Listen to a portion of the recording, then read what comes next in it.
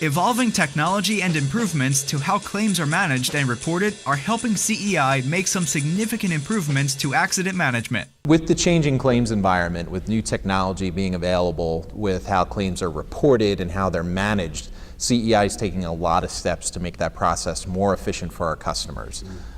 There are clips and there's technology out there that you can see on the web where insurance companies are enabling users to send estimates through photographs or take photos of the damage and they'll produce estimates. There are apps that are already available to do that with some of the major carriers. There's advanced AI technology that is very close to being able to look at a damaged vehicle through a photograph and write an estimate automatically. A lot of really interesting stuff is being done in the claims industry that we're looking to leverage and incorporate and bring to the fleet management industry as well for the accident management side of our business. We're very, very excited about the possibilities for gaining efficiencies for our customers, saving them cycle time, and also managing the repair and the cost better to try to improve their overall results by leveraging some of this new technology.